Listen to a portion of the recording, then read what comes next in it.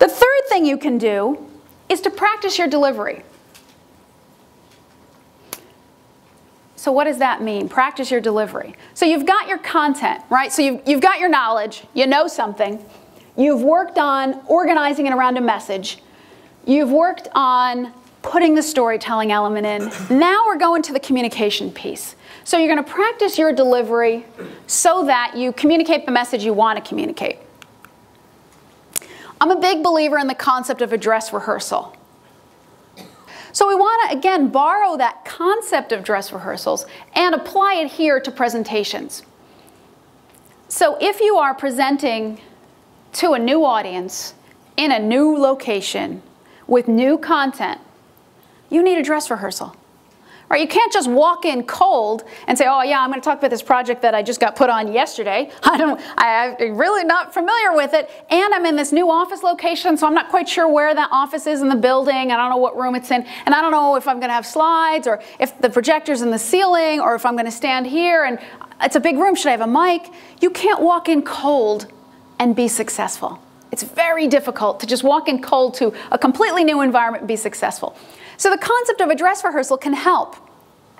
You want to actually stand up and say the words out loud in as real a situation as possible. So if you're going to be in a conference room, is there a conference room you can practice in? If suddenly you have to be at a conference or an association meeting and you've got to dress in a suit and tie, and normally you wear jeans and a t-shirt to work, but now you're going to present in a suit and tie. If you're not used to wearing a suit and tie, that's going to be really uncomfortable that first time. You're going to be fidgeting with it and, you know, kind of doing all this, and you're going to lose the focus and distract the audience. So practice in as real a situation as possible, particularly if there are new elements. Sometimes we practice how? We look at the computer, we run our slides, and we just look at the computer and we run our slides in our heads. And we do, maybe we're talking in our heads. It's not effective. Because I can look at my slides and have the greatest story in my head, but when I actually have to make it go from the brain to the mouth and come out as coherent, it's hard. Because where do we get tripped up? We get tripped up on the transitions. Well, now I'm going to talk about, right? And if you've got a lot of slides and you're transitioning, you get tripped up. Because you haven't practiced that, because that's not really part of the story in your head.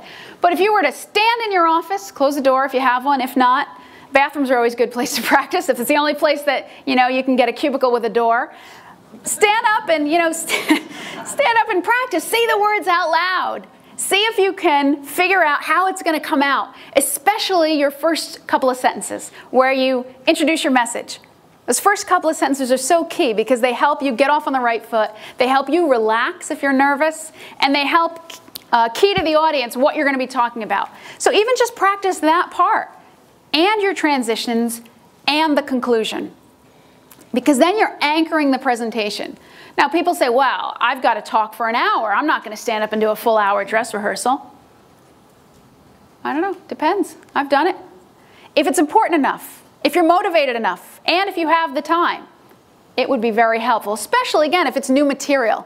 If you've given the same presentation every week for months, okay, you don't need a full hour dress rehearsal. But if it's new stuff and the stakes are high, you're in front of a new audience, dress rehearsal. Plays and musicals and performances use it for a reason, because that's where we figure out what things are going to go wrong, and we're more comfortable in that. So I would encourage you to apply this concept of dress rehearsals to the presentations you have to give, particularly with new stuff, particularly if the stakes are high.